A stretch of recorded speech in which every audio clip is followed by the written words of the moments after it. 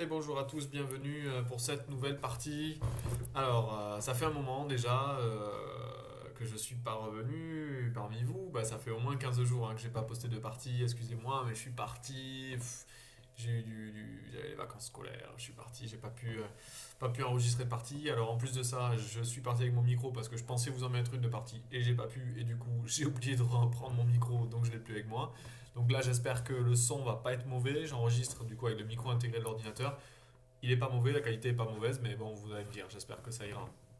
J'ai fait un test, a priori ça a l'air correct. Ensuite, deuxième chose que vous allez pouvoir dire, qu'est-ce que je me suis fait là?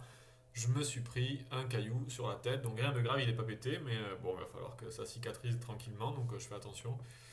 Et donc voilà, donc ça fait un look assez original quoi. Ok, je reviens comme promis du coup sur la partie d'avant, donc la partie numéro 145. euh, avec vos commentaires et avec l'analyse, du coup, une analyse succincte de la partie, parce que comme vous me dites, vous préférez du coup quand je vous laisse l'analyser tranquillement chez vous de votre côté, quoi.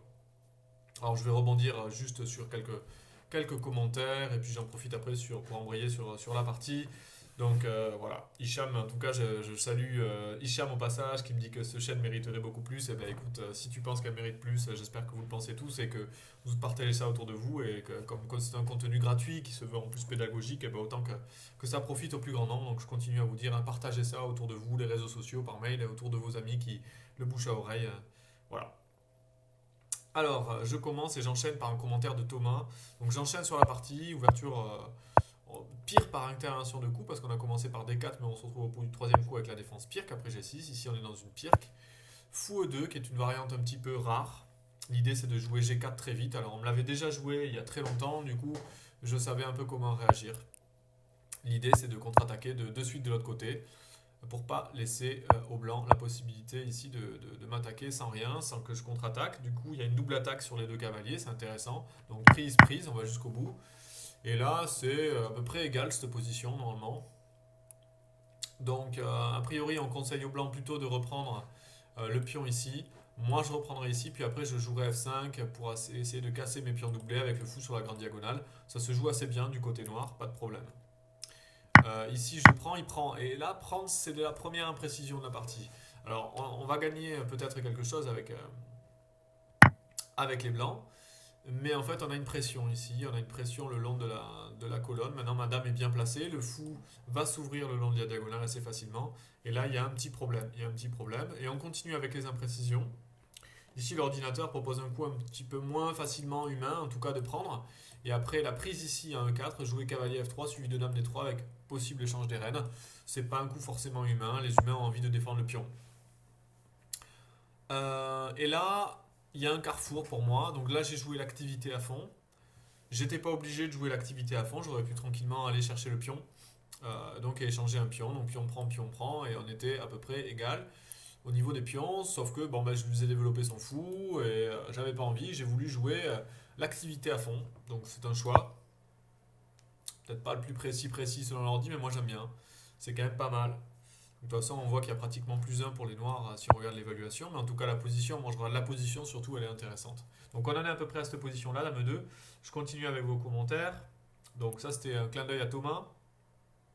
Un clin d'œil à Thomas qui me dit voilà, au lieu de 9 coup, pardon, au lieu de, c'est ça, au lieu de F5, lui il proposait un plan intéressant à base de fou G7. Donc ça marche aussi. Puis on prend, je monte le plan à Thomas, à C5.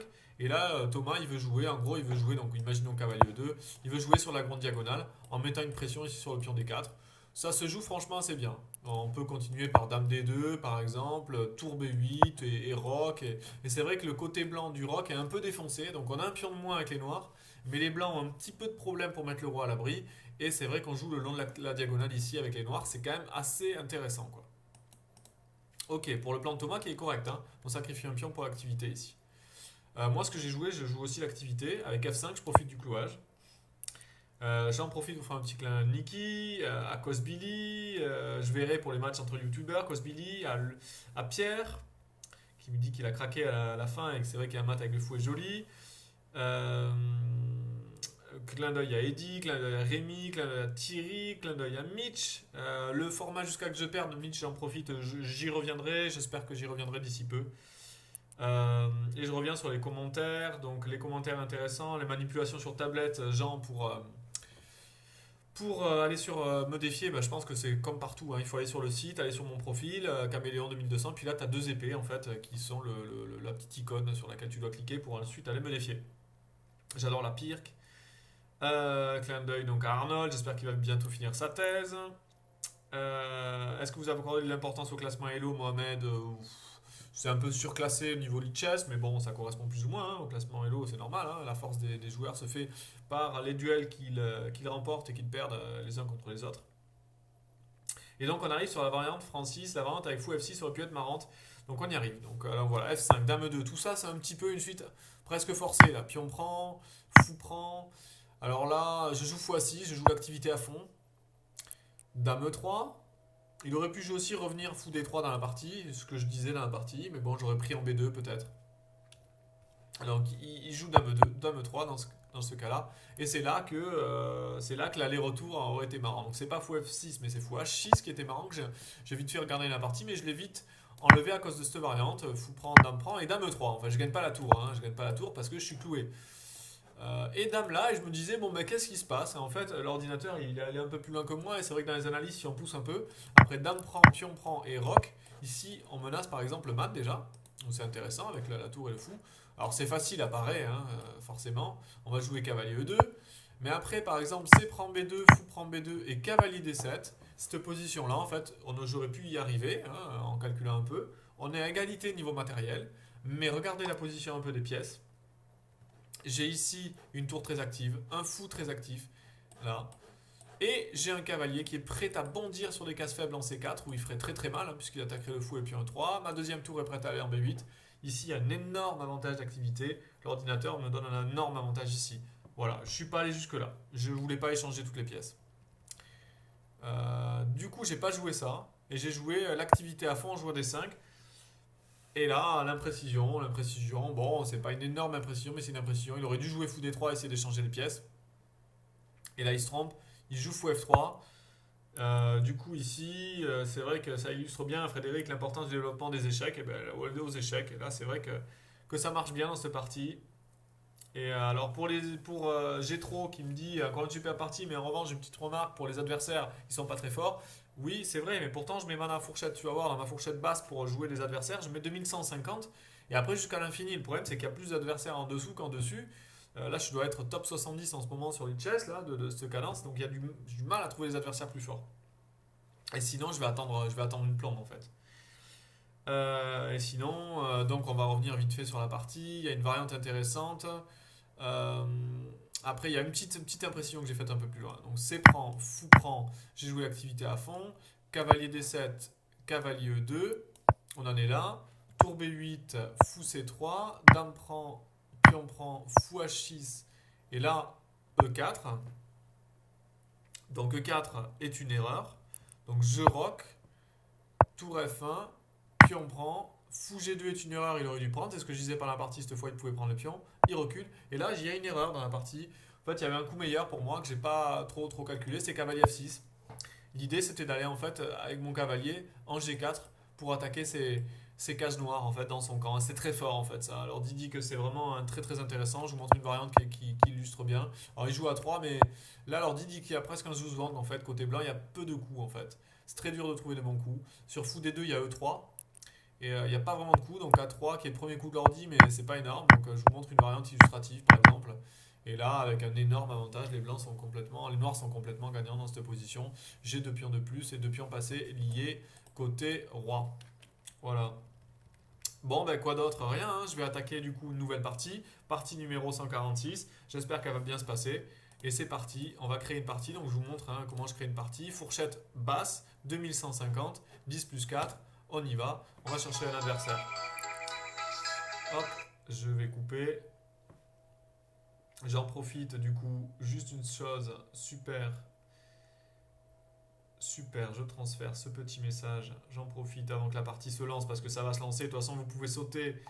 euh,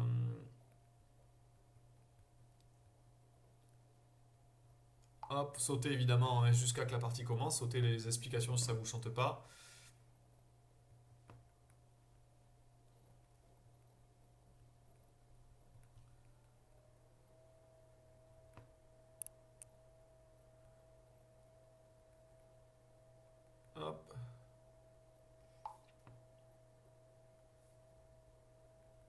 Et voilà. Tac, on envoie ça. On essaie de mettre silencieux.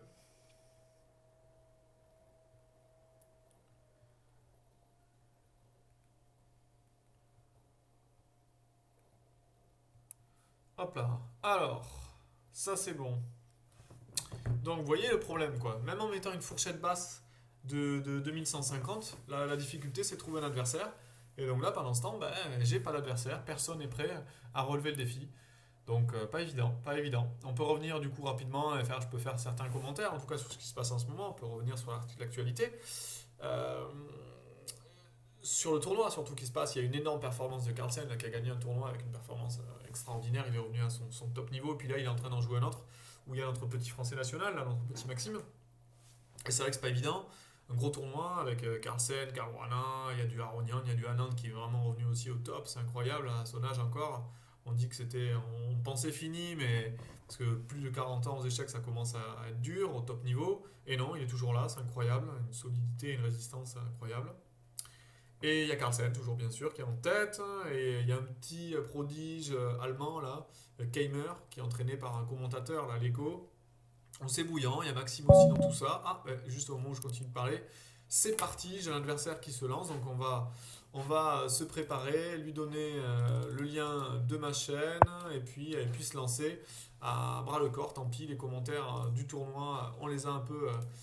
On va les zapper. Sur cavalier F3, moi j'aime bien jouer G6, c'est en général ma façon d'appréhender ça. Et sur cavalier F3, je joue fou G7. En général, j'aime bien ce genre de choses. Je peux retransposer dans pas mal d'ouvertures, que ça soit Est-Indienne, que ça soit Benoni. Donc j'aime bien sur cavalier F3 jouer comme ça. C'est ma façon de jouer. J'ai pas regardé d'habitude, je regarde toujours un peu l'adversaire qui c'est. C'est un Iranien qui a joué beaucoup de parties. Il a 2000 parties à son compteur en cette cadence, donc énorme. Donc voilà, là on est typiquement dans une variante intéressante ici. J'ai le choix de jouer la Benoni, j'ai le choix de jouer l'Est-Indienne. Euh, J'ai peut-être envie de varier les plaisirs avec une Est-Indienne. J'aurais pu jouer la Benoni, mais je vais jouer plutôt une Est-Indienne. Avec la base de D6 ici, je m'attends ici à cavalier C3. Alors je peux toujours jouer la Benoni avec C5, mais je vais essayer plutôt une Est-Indienne. J'aime bien, ça fait longtemps que je ne l'ai pas joué. En fait, c'est ce que je jouais avant, l'Est-Indienne, avant de jouer le Black Knight Tango. Je jouais l'Est-Indienne, j'aimais bien. Voilà. Je pourrais aussi jouer la Grandfeld à la Maxime Vachier-Lagrave avec D5, mais c'est pas ce que je fais d'habitude. Ok, B3. B3, c'est intéressant. C'est pas du tout ce à quoi je m'attendais dans ce genre de position. C'est assez solide. Alors, je peux jouer C5. Je peux jouer D6 aussi. J'ai le choix ici. Ou D6 ou C5. C5 retranspose plutôt. On peut transposer dans une Benoni après D5, mais j'y crois pas trop cette fois D5 parce qu'il y aurait cavalier E4 et la tour est enfermée. Donc C5 il va plutôt jouer les coups comme fou B2. Et après pion prend, cavalier prend, on est dans une espèce d'ouverture bizarre. Je vais jouer comme ça, j'aime bien jouer sur case noire. Je suis plutôt un joueur qui ouvre les lignes, moi, qui est joueur assez actif, dynamique. Il joue avec E3. Ok, c'est assez solide. Il prend pas de risque pour le moment. Beaucoup de solidité. Bah, je vais rocker, hein, j'ai envie de rocker dans cette position. Je peux jouer aussi avec D6. Même avec B6 d'ailleurs, hein. B6 fou B7, pourquoi pas. Je peux pas vraiment jouer D5, toujours à cause du cavalier qui va à E4.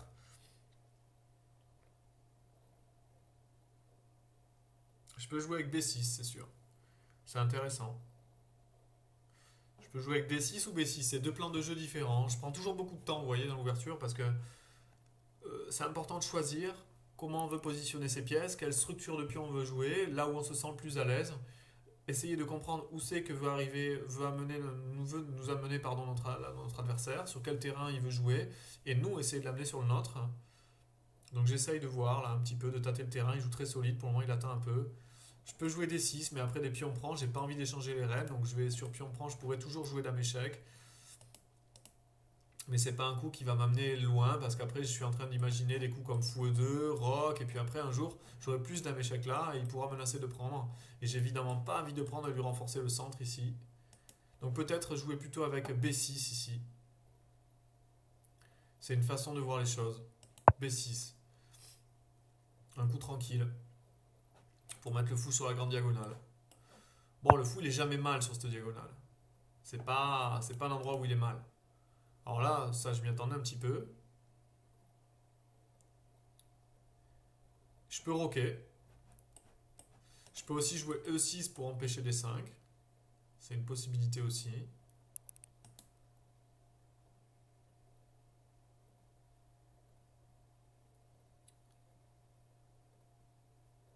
Je peux aussi jouer cavalier E4.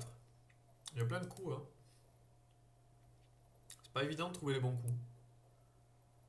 D6 aussi, possibilité. Alors après, il faut voir ce qui se passe sur D5. Est-ce que je suis pas embêté pour jouer E6?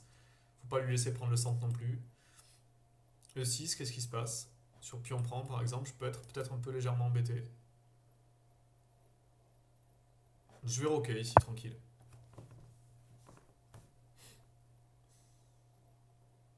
Je vais commencer par roquer.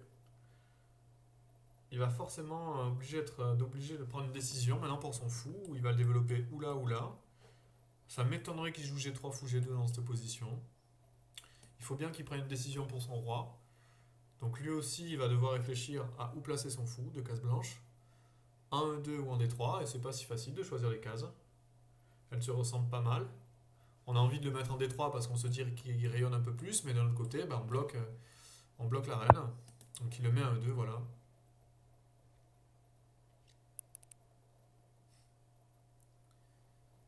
Euh, hum, hum, hum, hum.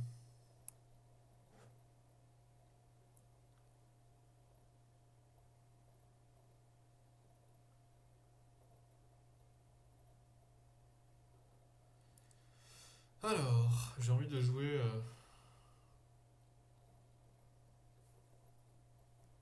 Je suis un chouïa embêté pour jouer mon cavalier. Parce que sur cavalier C6, évidemment, il va en profiter pour jouer D5. Mon cavalier n'a pas de case. Donc je peux jouer avec D6 et cavalier D7, mais ça me paraît un chouïa passif. Je peux aussi faire pion prend. Pion prend et D5, c'est aussi une possibilité. Je vais peut-être prendre ici. Je vais peut-être prendre parce que je ne peux pas lui permettre de jouer D5. Et je vais jouer envie de jouer D5 moi-même. Donc par exemple sur cavalier prend, là, je joue fou B7, je mets le fou sur la grande diagonale. Et sur pion prend, je vais jouer D5. Et je me dis que je vais fixer son pion sur la case D4 pour le moment et que son fou va taper dans le vide. Ça m'évitera de me prendre D5 moi-même, donc c'est un choix tranché. Voilà, il joue cavalier là. Là, je vais jouer fou là. Il peut jouer fou F3 ici. Et bon, sur fou F3, il faut que je réfléchisse à comment je réagis. Pour le moment, bon, une position assez équilibrée à la sortie de l'ouverture. Il a un peu plus le centre, mais je suis déjà bien développé. Et j'ai pas trop de faiblesse surtout. Par exemple, après des coups comme D6 ou cavalier C6, cavalier D7, je suis assez solide. Je peux même envisager D5. D5, c'est un peu plus tranché. Le coup D5 est un coup qu'il faut bien mûrir, bien réfléchir. Et il faut le faire au bon moment. Il ne faut pas le faire dans de mauvaises conditions parce que c'est une ouverture centrale. Il ne faut pas se faire clouer. Par exemple, sur un coup comme D5, je pense à fou F3 et je suis un peu cloué. Est-ce que c'est embêtant ou pas? Pour le moment, ça va. Je tiens 3 fois, mais ça peut l'être. Il faut faire attention, ce genre de coup.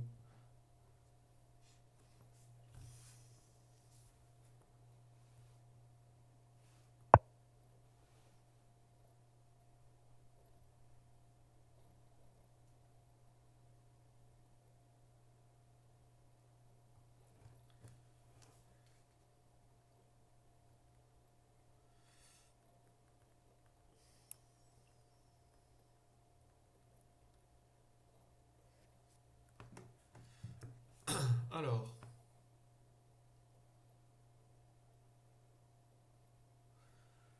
D5 ou pas D5? C'est ça la question. Parce que D5, fou là quoi. Un coup comme E5, un peu risqué, parce que je me retrouve avec une pression après possible sur la colonne D, avec un pion arriéré en D. Si je ne peux pas jouer D5, et par exemple après cavalier C2, pression sur E5, je ne peux pas jouer D5 et je me retrouve embêté. Donc ce genre de coup, éviter, éviter. Alors D5 x F3, je suis cloué, c'est désagréable.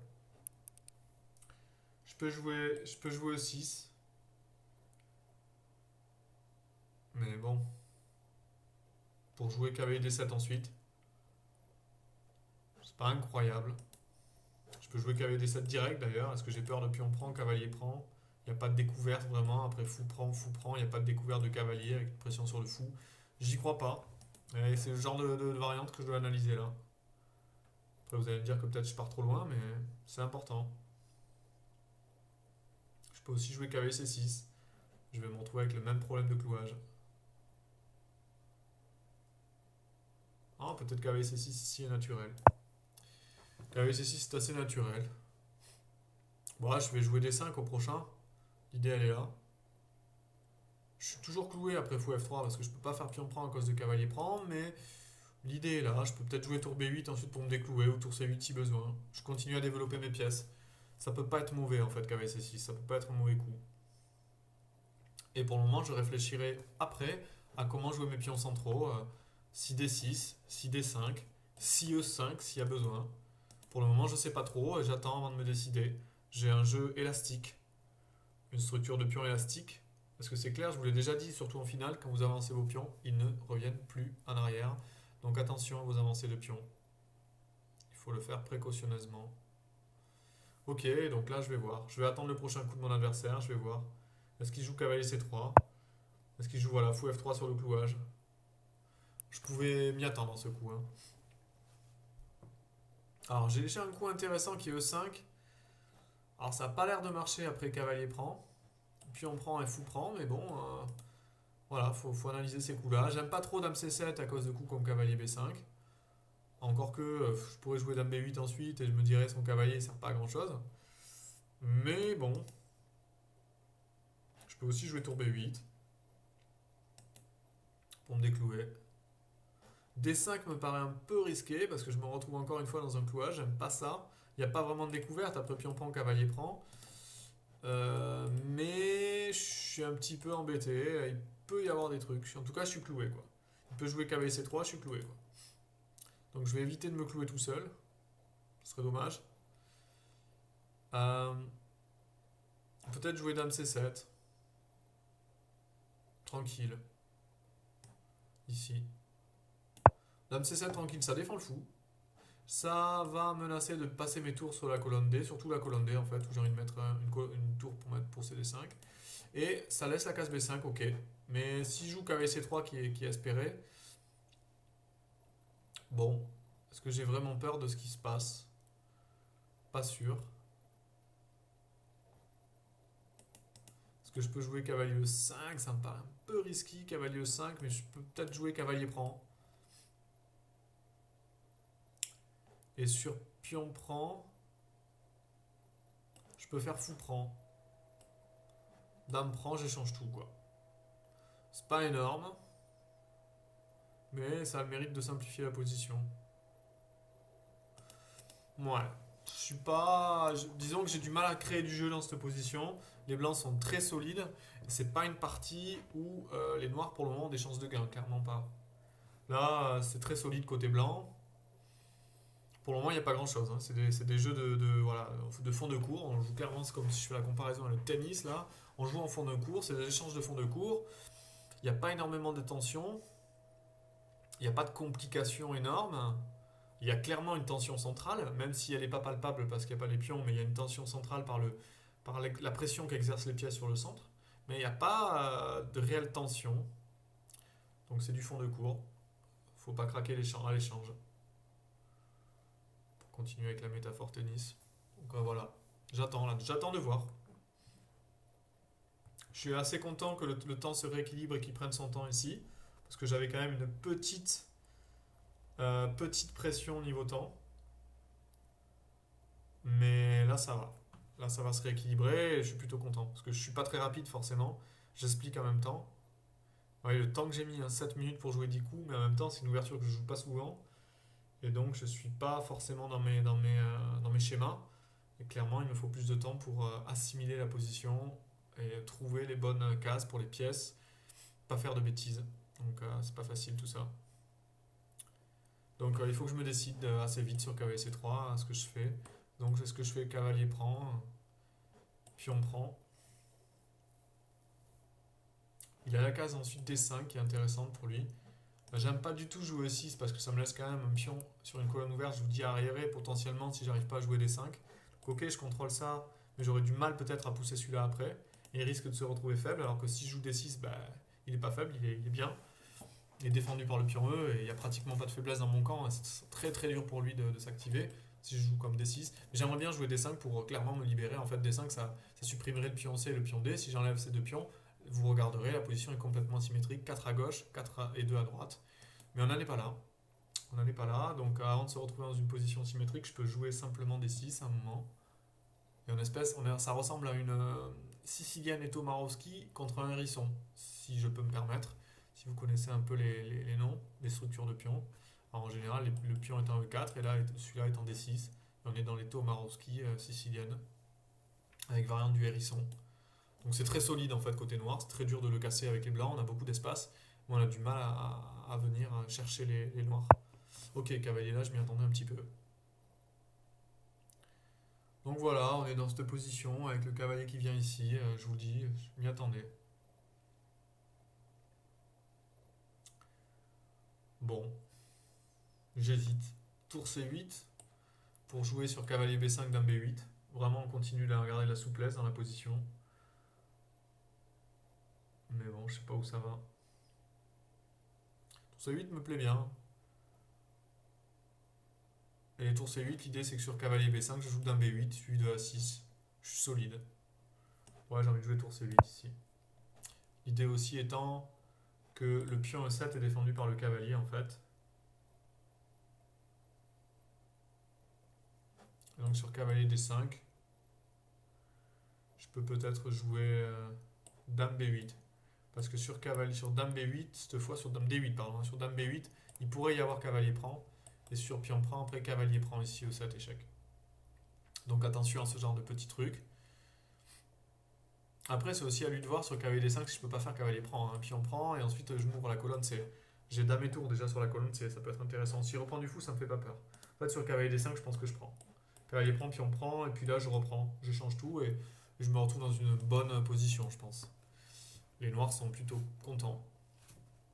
Donc tour C8, l'idée dame B8, et des fois même dans le hérisson, on se retrouve à jouer dame A8 avec une espèce de pression sur la grande diagonale avec la dame et le fou comme ça en batterie, c'est assez original. Et avec la tour ici qui vient en D8, en général on se joue comme ça, avec le pion A6, on essaie de jouer ou B5 ensuite ou D5 pour se libérer. Et on dit que B5 ou D5, quand les noirs réussissent à les faire dans de bonnes conditions, ils se libèrent et ils égalisent complètement. C'est thématique en fait de la sicilienne, donc c'est thématique de ces structures de pions. C'est intéressant pour la structure de pion cette partie. On joue la structure, on joue tranquille, on attend. Voilà, il joue ça, je m'y attendais un chouïa. Donc là, bon, bah, je vais jouer mon dame B8, sans trop réfléchir. Je vais menacer A6 au prochain. Et je me dis que son cavalier, bon, bah, il n'est pas si bien placé que ça en B5, que de toute façon, il va partir. Voilà, donc là, dame B8 joue assez facilement. C'est pour ça que j'ai passé aussi la tour, en fait. L'idée est de passer la tour pour pas qu'elle gêne la dame. En fait, la dame, elle est pas si mal ici. Elle a la diagonale ici. La tour va venir en D8. Et après, j'aurai le jeu sur mes colonnes DE.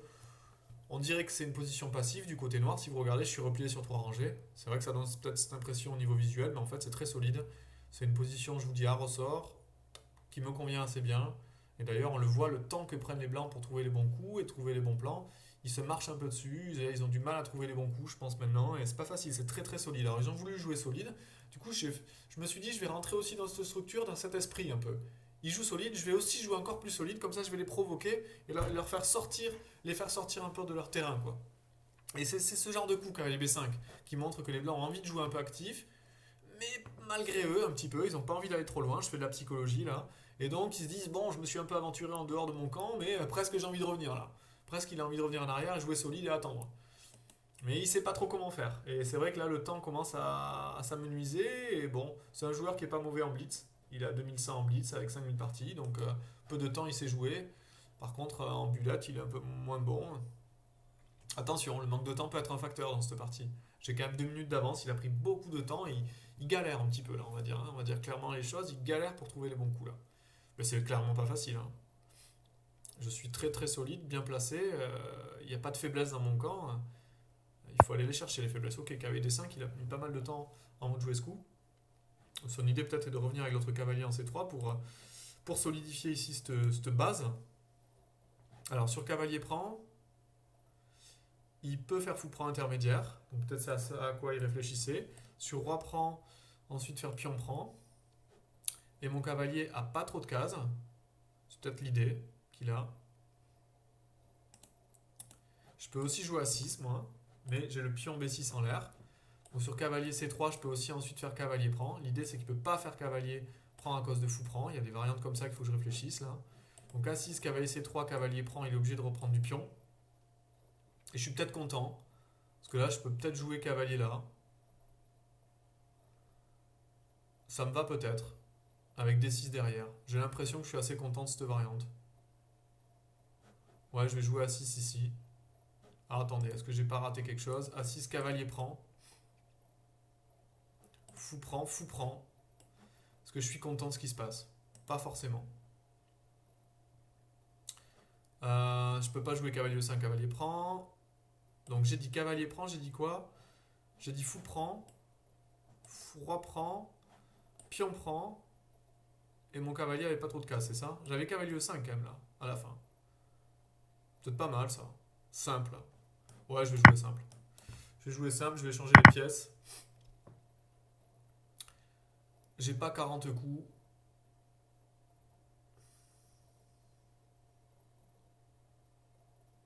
Et là, il hésite à comment reprendre. Donc, il peut reprendre avec le pion, avec le fou, avec la dame. C'est intéressant. C'était pas évident pour moi de prendre cette décision, tout échanger. De toute façon, les échanges de pièces, il faut prendre beaucoup de temps aux échecs pour échanger les pièces. Parce que la balance va changer et vous savez que la valeur des pièces est totalement relative aux échecs. Donc, on ne sait pas si échanger ou pas cette pièce, est-ce qu'elle est meilleure, moins forte et tout. C'est très complexe. Donc, j'ai envie de jouer peut-être A6 ici. Ou Dame 5. J'ai envie de jouer A6. A6 d'abord pour chasser le cavalier. Ok. Et peut-être ici Dame 5. Peut-être ici Dame 5. Parce que ça évite des pièges le long de la diagonale. Et puis ça met une pression sur le centre blanc. On ne peut pas jouer F4 à cause de Dame prend par exemple. Et puis la dame elle sera très bien à F6. Et je me laisse à tout moment des cavaliers prend en fait. Cavalier prend, ensuite fou prend, ça peut être embêtant pour lui. Donc pour le moment ça marche pas. Mais ça peut marcher à tout moment. E6 peut être intéressant. Je vais jouer tour D8 tranquille. Je vais mettre la pression au temps en fait. Je développe mes pièces. Je peux pas être moins bien dans cette position. Ça c'est intéressant là. Cavalier prend, pion prend. Fou prend. Il peut y avoir dame prend. Dame prend, pion prend. Il a une structure un peu pétée. Où je réfléchis assez vite, est-ce que c'est bien? Sur cavalier prend, pion prend. Fou prend. S'il fait pion prend, je fais dame prend, je gagne un pion. Il est obligé de reprendre de la dame. Pion prend, fou prend. Dame prend, il peut faire aussi pion prend, mais j'ai fou prend. Ah, mais il y a dame prend F7 ici. Attention. Peut-être ici E6 d'abord. J'avais pas vu dame prend F7. Hein. Heureusement, j'ai failli faire une bourde. C'est chaud. Peut-être ici pion prend. J'ai envie de jouer F5 ici, de continuer un petit peu à mettre la pression. Ok, et là j'ai envie de doubler les tours sur la colonne. Ça me paraît bien. Franchement, ça me paraît honnête. Je joue simple. Hein. Je joue simple. Je cherche pas la complication, j'ai peu de temps. Je vais jouer H6 tranquille. J'aurais pu rentrer avec la reine. Hein. Putain, j'aurais pu rentrer avec la reine en B2. C'était fort. Hein. Ouais. Là, je vais jouer ça. Tranquille. Je menace. Déjà, j'empêche les blancs de jouer sur la colonne D. Faut qu'ils fassent attention à pas se tromper ici. Alors, il y a toujours les sacrifices ici qui peuvent être intéressants. Mais je crois pas qu'ils marchent là.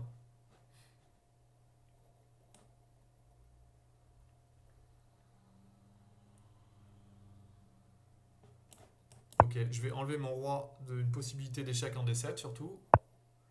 Voilà. Et ici, on va jouer pour l'échange. Cette finale me convient en fait. J'ai l'impression que cette finale est bonne pour moi. Peut-être je me trompe, hein. J'ai une impression comme ça. Après, j'adore les finales, vous le savez. J'ai l'impression que cette finale est bonne pour moi.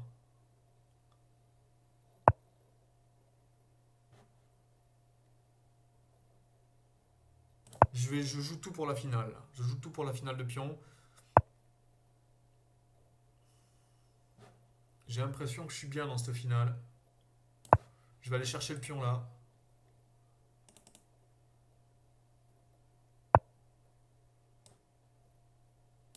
C'est l'impression que ça me donne, hein, mais peut-être que ça suffira pas. C'est chaud, hein. C'est peut-être chaud. Je vais gagner un pion, mais est-ce que ça suffira pour gagner la partie? Je suis en train de transposer dans une finale avec un pion de plus. Je suis pas sûr que ça suffise, hein. Mais bon, j'ai déjà le pion. A3, je suis pas sûr que ce soit un bon coup. Ça fragilise B3. Parce que là, il y a des coups comme ça, avec des coups comme A4 potentiels à des moments. Ouais, il faut qu'il fasse attention là.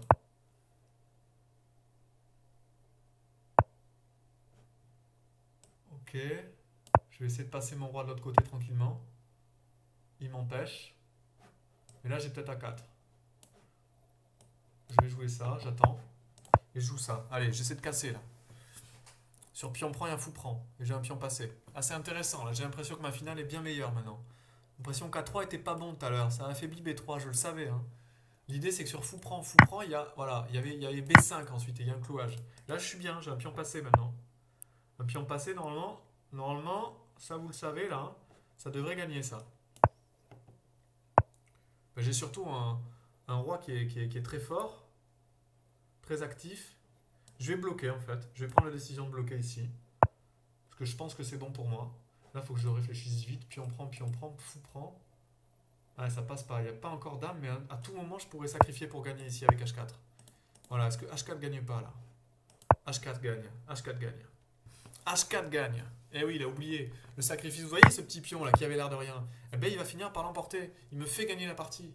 Voilà une finale rondement menée avec peu de temps. C'est joli quoi. Je suis content, c'est une partie vraiment intéressante, bien pédagogique quoi. J'espère qu'elle vous aura plu, hein, parce que moi je suis assez content. J'ai essayé de prendre mon temps au départ, de ne pas faire de conneries, et puis pour vous montrer comment voilà, placer son jeu quoi. Bon bah super, écoutez, voilà pour une reprise, pour un retour. Me voilà de retour en forme.